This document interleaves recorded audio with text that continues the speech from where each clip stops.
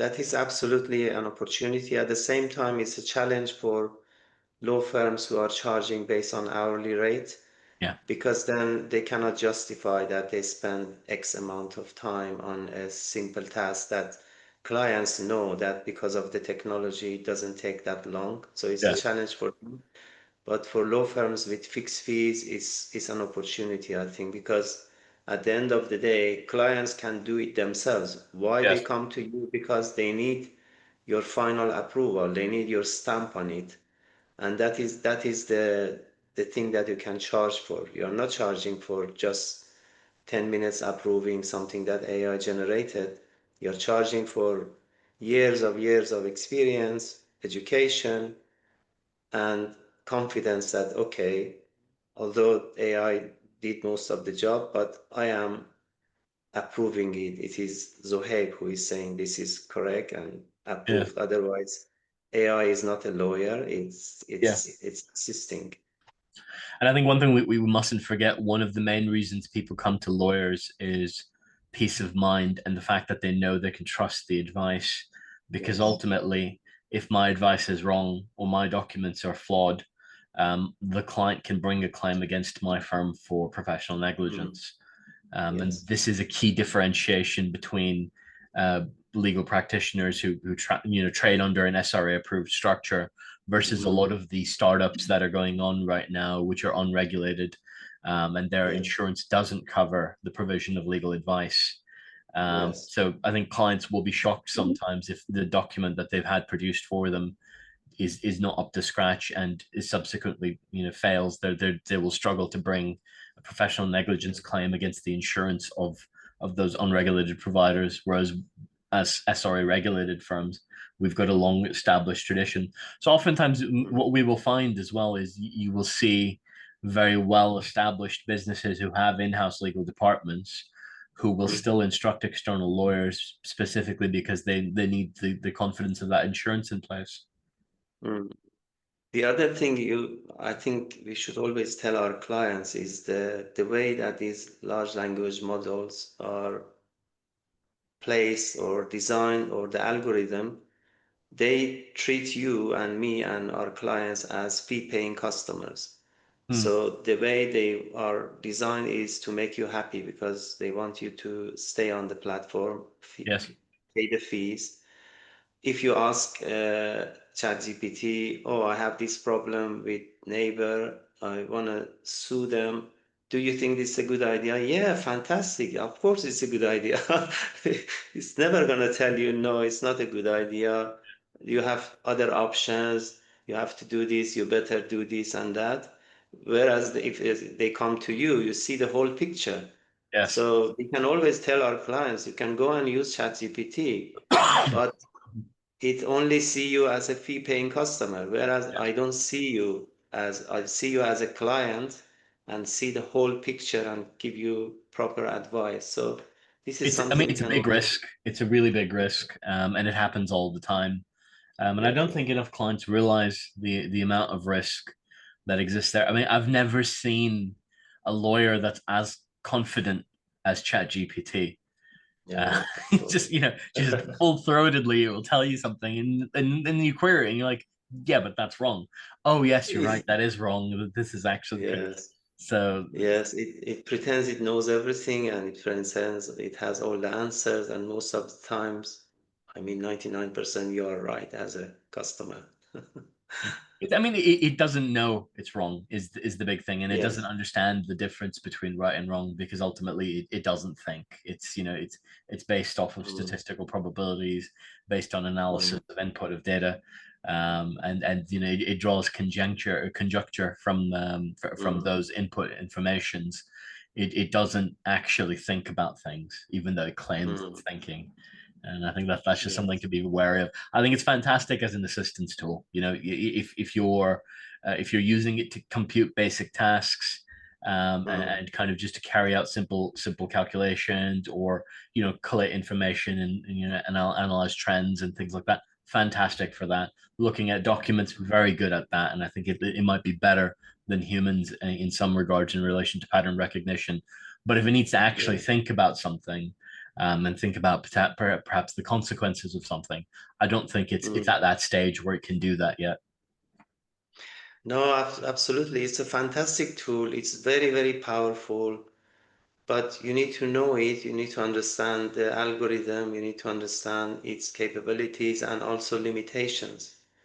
It's like give a Ferrari to a 12-year-old guy and say, here you go, it's a car.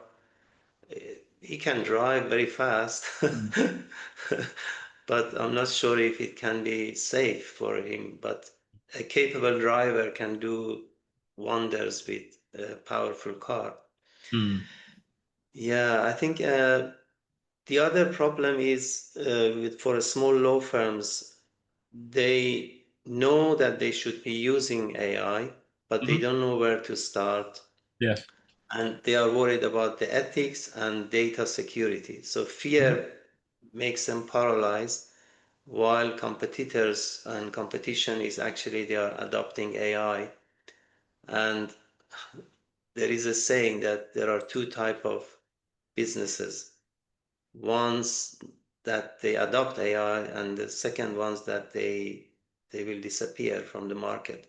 And I can imagine it's a technology that is dominating, and because it's so powerful, people start using it, and then they use it more and more and more. And those who are using it less and less, they will fall behind. Naturally, they will Yes.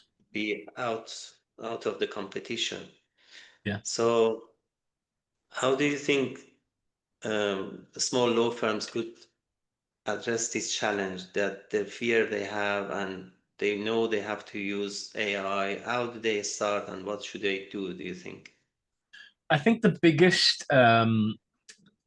point of understanding around risk and fear is that we can't approach it as lawyers typically approach fear and risk.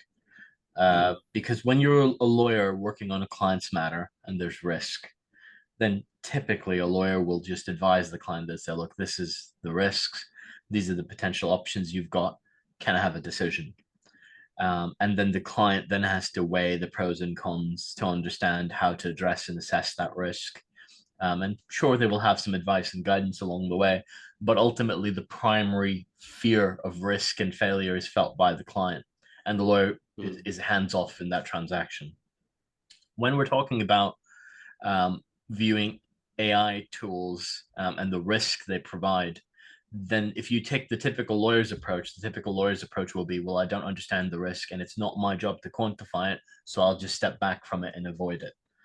Um, and I yes. think when you approach risk from the mindset of a business owner instead, you understand that often your relationship with risk is acting in risk mitigation. So yes, Mm, something might be risky, but there are X, Y, and Z steps you can take to mitigate that risk.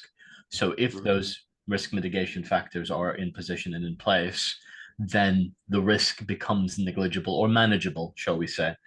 And I mm, think the risk and dangers posed by AI at the moment for small firms, especially, as long as you've got a robust system in place to regulate its use, and a mm, system of double verification where you're actually checking the information output that you've received, I think as long as those factors are in place, then it's a missed opportunity for small law firms mm, to not adopt early.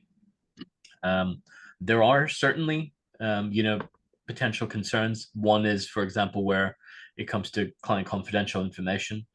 Um, mm, and the SRA has a view on this as well. Ultimately, no matter the level of assurance that the LLM might be providing you, if you're feeding information directly into the LLM for it mm, to learn for the purpose of its wider learning, then it's not a constrained and closed network, and therefore client confidential information is at risk, and mm, therefore that's a bad disclosure. So there are now AI models that are designed to operate in situ for law firms, for example, with closed LLM. And yes. again, some are great, some aren't. Um, some are very much priced towards law firms. They Mm, expect that you've got a ton of cash kicking around, and mm, some are a lot more modestly priced. absolutely. I think it will take time for there to be an established norm as to what a good way to approach LLMs is. But for the time being, I think as long as you're putting risk mitigation factors in place to ensure one, you're compliant with your duties to your clients, and two, your obligations in law, um, then I don't think there's a reason to not use it. I think there's a lot of Mm, arguments to say you should be using it, and then not very many obstacles in that path that yes. you cannot factor for. Yeah, I think it's all comes to education.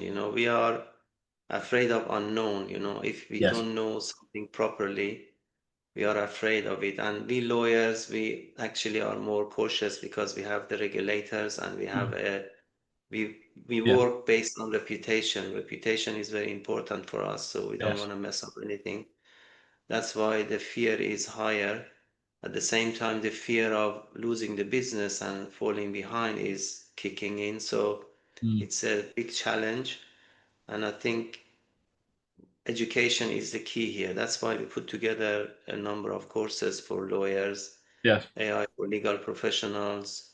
I think it's a very good course. It starts from explaining everything about what AI is. I have this conversation with a number of managing partners. Sometimes I'm very surprised how little they know about AI, and some even ask, I don't even know what is the definition. What is AI? This is, I mean, and they compare it with weather forecasting algorithm, which is Mm. not AI. I mean, and when Oh. I have this conversation that LLMs have gone live since 2021, I think, or Mm. 2023 was it? I don't remember. It was when it was plugged to the internet. Are you aware of it, that this is growing and it keeps evolving? It's not static anymore, it Mm. it keeps learning, and there is a big competition between AI providers, and they all want to take it to the next level. So it is moving so fast.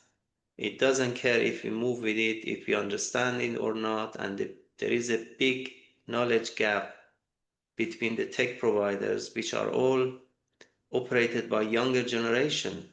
Mm. And we have a number of managing partners who are older generation, Mm. and it's very difficult to understand the technology. And if you don't understand it, you have the fear, and that creates an opportunity for younger generation lawyers who can be the bridge Yes. between law firm and the technology. I think that bridge is missing in a number of law firms. I can see it. I can see from a conversation with law firms. You are Yes. young, so you don't have that challenge. You are from this generation. You understand the technology, but don't look at your firm and other firms. They have this challenge and they Mm. don't know how to fill the gap. And that is something I think they can be done by education and bringing in younger talents in the firm, I think. Yeah, and I mean, I've got to be careful by calling myself young. I'm 39, so it's one of those where I think I'm firmly in the middle generation, the millennials, and we're kind of bridging the gap between the higher generations and the younger ones. And I think at the moment we're seeing that there's a gradual trend of millennial managing directors coming to the fore, with Mm-hmm. people in the early 40s to Right. early 30s in that window who are now becoming the primary entrepreneur class. And I think that this generation does have a level of understanding of technology, but not to the same extent as the generations that came after ours. Mm-hmm. Yeah. The I think that the Zoomers, are they called, or the Gen Xers and then stuff. So there's quite a lot, kind of the post millennial ones.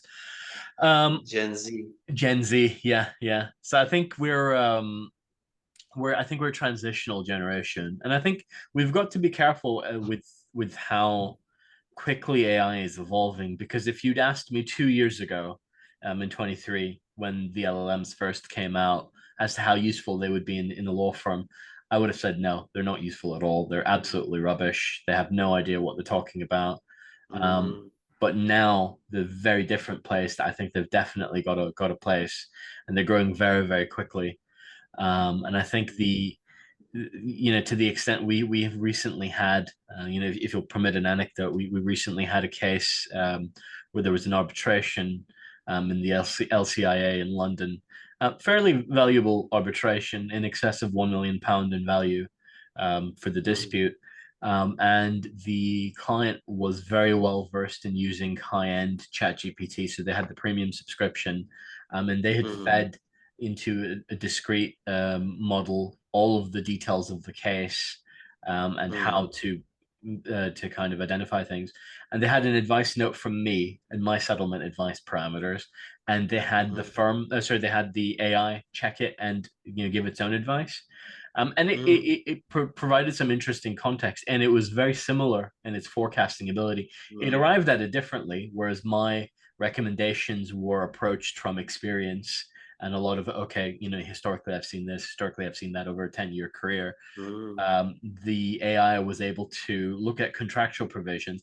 Presumably, I think it will have also relied upon other lawyers giving similar amounts of feedback as to settlement parameters, mm, and then it provided a very similar window of risk and case valuation, and ultimately the case settled within that parameter window. So it's one of those where I think it's getting a lot smarter. It's thinking differently. I think it's better absolutely. at spotting patterns and spotting kind of obscure potential areas that you might not have thought of. So again, I think it's fantastic as an AI tool, especially if you're using it to kind of say, well, okay, have I covered everything? Oh, okay, there's these additional points. Fine, I'll cover those as well. Mm-mm. No, certainly, especially if you know different platforms and use in between like Claude, Mhm. Gemini, Copilot, I'm using it on my Microsoft platforms. Claude, I'm using for things like patent applications. Mhm. It's unbelievable what it can do. It does everything for you, and you give it the information. It produces the graphs and diagrams, everything that you need in a patent application, and it's fantastic. And Nice. ChatGPT is evolving. They have added the agent section to it, so you can Mhm. ask ChatGPT to do things for you at the background. Plus, the research mode is very powerful. I've tested it a few times. You give a subject, it thinks, and on the right side, it tells you what it is doing, where it's Yes. taking the information from. It's absolutely evolving, and you cannot say, if people don't know how much it evolves, of course they can say, I cannot trust it, but I think it can easily produce something by 95% accuracy very Yeah. easily, and that is fair enough. Even your colleague, if you ask them to produce something, it cannot be 100%, Yeah. it has some errors. So you can rely on the technology, but you have to be cautious, basically. Yeah, no, absolutely. I think you're spot on. I think, yeah, I think it's a brave new world. I think we will continue to see evolution where the AI is concerned, in terms of its assistance tools. I think the biggest danger with the AI is that because it's getting so good at doing the basics, it's putting Mm, very junior level employees at risk. And I think this is where junior lawyers and paralegals and legal secretaries are potentially most jeopardized. For mm, example, we've done away with the legal secretaries in our firm, because the AI just does it better. AI note takers are better. They're more efficient. They don't mm, miss points that have been brought up, okay. and it's simpler for one assistant to manage 10 people's diaries with AI assistance, than Yes. traditionally you would have had one secretary per 4 people or 3 people, Mm, kind of mm, managing their diaries. And I think it's getting to a place where if used efficiently, it's very, very powerful. Um, yes. yeah. Not only that, receptionists. I remember at Mm, Leonard Solicitors, we always had this thing with our receptionists. They missed call, they couldn't answer properly, they didn't know the answer, they had to check with someone, mhm. and sometimes clients get annoyed. We Yes. actually recently managed to make an AI receptionist for a large law firm where they Mm, have over 100,000 clients. They are doing claims financial claims, mortgage, mis-sell mortgage, Mm-hmm. car finance, blah, blah. They have so many hundreds of thousands of clients, and they cannot manage with typical email responding. They have so Yes. many coming in. So a receptionist, AI receptionist or a chatbot is dealing with everything, answers the question, what documents we need, how it works, this is how Yes. no fee is, and at the end makes the appointments. It's fantastic. So it's a good solution.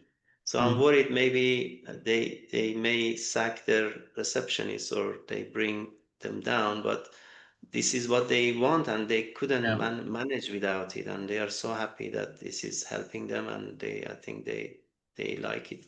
As you mentioned, it can affect the junior staff as well, so you have similar experience using it. So it's the other point I wanted to mention was the especially legal tool providers. You mentioned briefly that they make it so expensive. I don't understand.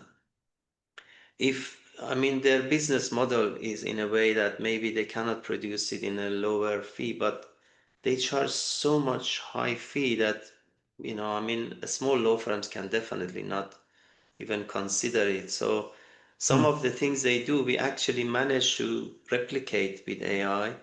It's secure and safe. It does exactly the same thing in a fraction of the price.